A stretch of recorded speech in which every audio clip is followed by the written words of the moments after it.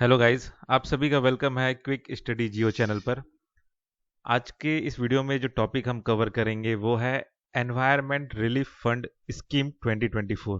तो उसमें क्या अमेंडमेंट हुआ है वो चीज़ को हम जानेंगे, ठीक है। The central government has announced amendments to the Environment Relief Fund Scheme 2008 through the environment relief fund amendment scheme 2024। ठीक है, तो मतलब एक तरह से अनाउंस किया है कि अमेंडमेंट करेंगे ऐसा करके, ठीक है। तो ये आपका ये जो एनवायरमेंट रिलीफ फंड स्कीम 2008 जो है उसमें अमेंडमेंट करेंगे किसके through? Environment relief fund scheme 2004 के जरिए, ठीक है, ये कहा जा रहा है। तो जानते हैं इसके बारे में, एनवायरमेंट रिलीफ फंड स्कीम 2024 के बारे में। तो इसे लॉन्च किया गया है ministry of environment forest and climate change द्वारा, ठीक है। इसका एम क्या है? To improve fund management, ensure efficient disbursement and enhance environmental restoration efforts.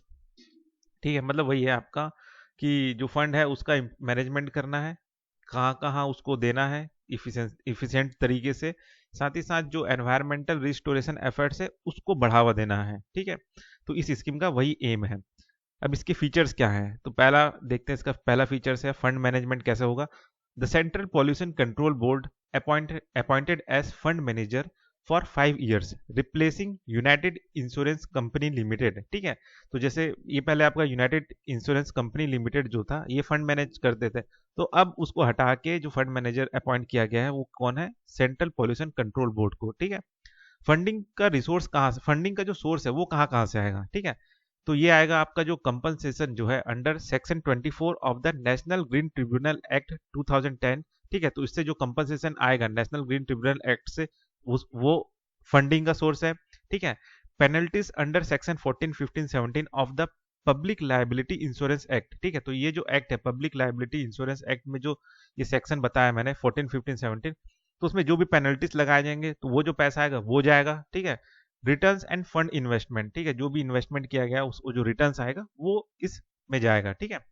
तो ये फंडिंग का जो सोर्स रहेगा इस एनवायरमेंट रिलीफ फंड का, ठीक है।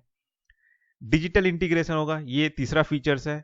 Introduction of an online portal for scheme implementation and fund tracking, कि भाई ऑनलाइन ट्रैक किया जाएगा, ऑनलाइन पोर्टल रहेगा, देखा जाएगा कि इंप्लीमेंटेशन कैसा हो रहा है, फंड कहाँ कहाँ जा रहा है, कितना गया है, ये सब चीज, ठीक है।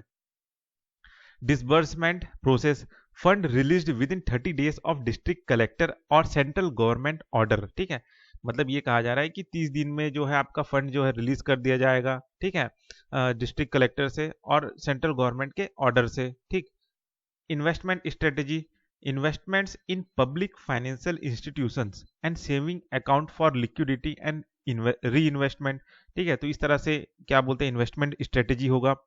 एनवायरमेंटल रिस्टोरेशन, सीपीसीबी और एसपीसीबी, ठीक है, आपका central pollution control board and state pollution control board to create restoration plan for central government approval, ठीक है। तो मतलब ये जो आपका सीपीसीबी और एसपीसीबी जो है वो रिस्टोरेशन प्लान बनाएंगे सेंट्रल गवर्नमेंट के लिए, मतलब ये प्लान बनाएंगे और सेंट्रल गवर्नमेंट उसको अप्रूवल करेगा, ठीक है। Fund allotted based on approval plan, ठीक है। अब वो किस तरह का अप्रूवल अप्रूव्ड प्लान है उस हिसाब से फंड जो है एलोकेटेड किया जाएगा, ठीक है। और जो रिस्टोरेशन प्लान जो है ये आपका सीपीसीबी और एसपीसीबी बनाएंगे, है ना। Auditing, independent auditor appointed by central government with CAG overwrite, ठीक है, controller and auditor general oversight, ठीक है। तो ये अपॉइंट कौन करेगा? आपका सेंट्रल गवर्नमेंट करेगा, किसके साथ मिलके? With controller and auditor general oversight, ठीक है। तो इंडिपेंडेंट ऑडिटर होगा जो देखेगा कि भाई फंड आ कहाँ से रहा है, जा कहाँ रहा है, कितना हो रहा है, ऑडिट करने का काम वो इंडिपेंडेंट ऑडिटर करेगा, ठीक है। तो ये है आपका एनवायरमेंट रिलीफ फंड स्कीम 2024 का अमेंडमेंट, ठीक है।